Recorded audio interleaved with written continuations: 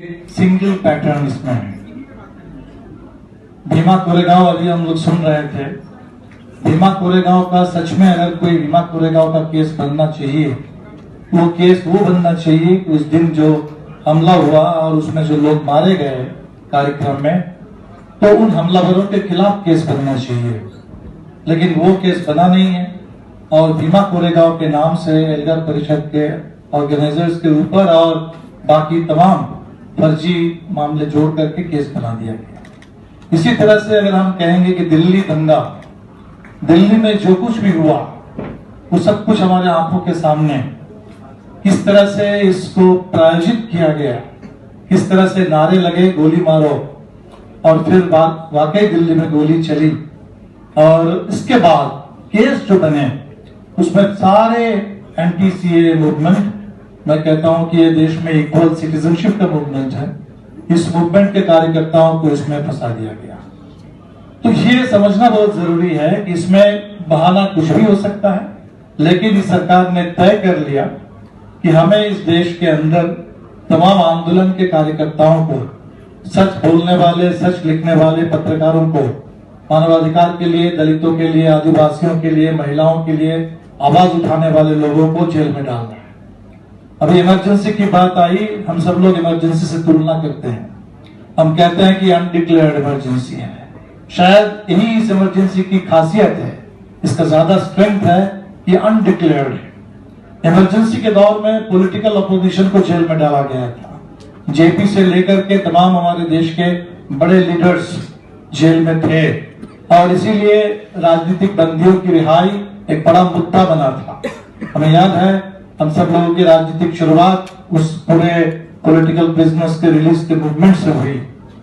लेकिन आज कश्मीर को अगर छोड़ दिया जाए तो अभी तक शायद मेन स्ट्रीम अपोजिशन के लीडर्स को जेल में नहीं डाला गया। हम लोग बाहर हैं, ज्यादातर कम्युनिस्ट पार्टी के लोग भी बाहर हैं और तमाम पार्टी के नेता बाहर हैं। लेकिन जो जेल में हैं, पहली बात बिल्कुल समझना होगा कि पॉलिटिकल प्रिजनर्स हैं। पॉलिटिकल प्रिजनर मैं इसलिए कह रहा हूं कि इनकी पॉलिटिक्स क्या है, इनका कोई पॉलिटिकल एफिलिएशन है कि नहीं है, दैट डजंट मैटर, इसलिए नहीं है। But they are all victims of a particular kind of politics. जो स्टेट का आज का पॉलिटिक्स है वो जबरदस्त, उसका जो पूरा प्रोसिक्यूशन है, उस पॉलिटिक्स के ये विक्टिम्स हैं। और इसीलिए बिल्कुल ये जरूरी है आज कि ये प्रिजनर्स के रिलीज का सवाल सिर्फ परिवारों का सवाल ना रह जाए। सिर्फ उस मामले में जो लोग गिरफ्तार हैं, ये संख्या बढ़ रही है, संख्या और बढ़ेगी, लेकिन ये एक वाकई एक बड़ा जन आंदोलन बने। जैसे किसान आंदोलन बड़ा जन आंदोलन था, जैसे रोहित वेमुला की सांस्थानिक हत्या के बाद जो दिल्ली से, जेएनयू से लेकर के हर जगह छात्र आंदोलन शुरू हुआ, वो एक बड़ा जन आंदोलन था। जैसे सीएए के खिलाफ आंदोलन एक बड़ा जन आंदोलन था। बिल्कुल आज जरूरत इस बात की है कि तमाम हमारे जो साथी जेल में हैं, उनकी रिहाई का प्रश्न भी इतना बड़ा एक प्रश्न बन जाए, इतना जरूरी एक प्रश्न बन जाए। और अगर ये पॉलिटिकल प्रिजनर्स हैं, तब देश के पॉलिटिकल अपोजिशन को, देश के पॉलिटिक्स का इसको एजेंडा बनाना होगा। अभी हमारे देश में अपोजिशन की यूनिटी की एक प्रक्रिया शुरू हुई है और हम यही कोशिश करेंगे कि ये जो मुद्दा है, जो एक तरह से समझा जाता है कि मानवाधिकार आंदोलन का मुद्दा है, ये कुछ खास मामले में जो लोग जुड़े हुए थे उन लोगों का मुद्दा है, इसको एक आम डेमोक्रेसी का मुद्दा बनाना पड़ेगा। क्योंकि उस समय हम याद करके देखें, अगर इमरजेंसी के खिलाफ देश में माहौल बना था, उसका एक बड़ा कारण था कि सारे पॉलिटिकल अपोजिशन को जेल में डाला गया था, पॉलिटिकल लोगों को, नेताओं को जेल में डाला गया और देश के फंडामेंटल राइट्स को सस्पेंड किया गया। आज कश्मीर छोड़ करके अभी तक ये नहीं हुआ है। शायद ये सिर्फ एक सीक्वेंसिंग की बात है, वक्त की बात है और वो दिन दूर नहीं है जब पॉलिटिकल अपोजिशन को जेल में डाला जाएगा। क्योंकि आज भारतीय जनता पार्टी खुलेआम ये कह रही है कि देश में बाकी पार्टियों के लिए कोई औचित्य नहीं है, उनका समय समाप्त हो रहा है, देश में एक ही पार्टी रह जाएगी। और अमित शाह कह रहे हैं कि हम 40 साल 50 साल यहाँ राज करेंगे। तो एक तरह से इंडिया एक single party rule, single party state की तरफ हम बढ़ रहे हैं। और अगर हम ये बढ़ेंगे तो जाहिर सी बात है कि तमाम जो पॉलिटिकल विपक्ष हैं, उनकी जगह जेल के अंदर होगी।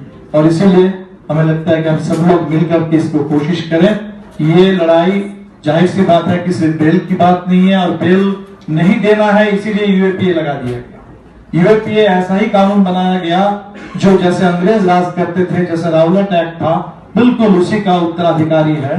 और अंग्रेज जैसे राज करते थे, इस देश के आजादी के ये लड़ने वालों को जेल में डालकर उनकी हत्या करके, बिल्कुल उसी तरह से आज ये पूरे अंग्रेज उसी तरह से राज कर रहे हैं। ये मोदी सरकार उसी तरह से, ये बिल्कुल कॉलोनियलिज्म के उत्तराधिकारी हैं, और इसीलिए शायद क्वीन एलिजाबेथ के लिए इन्होंने झंडा भी झुकाया था।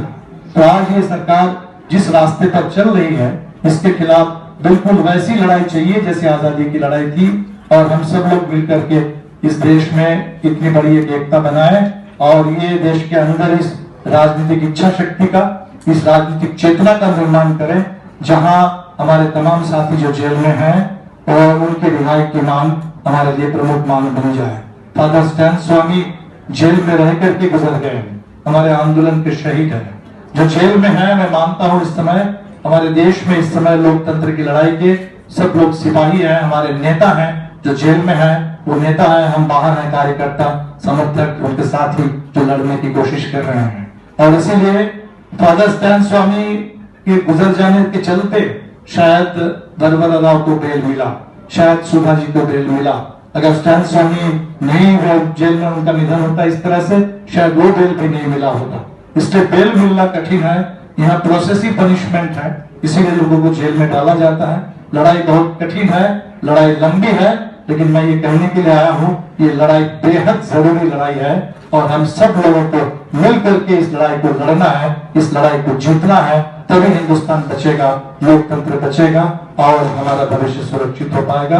आज हमारे जो भी साथी इस बारिश के बावजूद यहाँ आए हैं, और खासकर हमारे जो साथी जेल में हैं, उनके परिवार के लोग जो यहाँ आए हैं, खासकर मैं उन तमाम साथियों को अपनी तरफ से सॉलिडारिटी व्यक्त करता हूँ, और कोशिश करूंगा जरूर कि ये देश में एक पॉलिटिकल मुद्दा बने, और देश के जो पॉलिटिकल अपोजिशन है वो इस पर खामोश ना रहे। पॉलिटिकल अपोजिशन पॉलिटिकल बिजनेस के रिलीज के सवाल को, लिबर्टी के सवाल को, जस्टिस के सवाल को, जब हम कहते हैं कि संविधान खतरे में है, तो संविधान का प्रियम्बल खतरे में है, संविधान के प्रियम्बल में वो किए गए कमिटमेंट खतरे में है, और उसमें एक नंबर का कमिटमेंट है लिबर्टी, एक नंबर का कमिटमेंट है जस्टिस। जस्टिस और लिबर्टी के लिए हम सब लोग मिलकर लड़ेंगे। इसी के साथ मैं अपनी पार्टी की ओर से और पूरे देश के वामपंथी आंदोलन की ओर से इस पूरे मुहिम के साथ एकजुटता व्यक्त करता हूं, और इस मुहिम को तेज करने का संकल्प लेता हूं।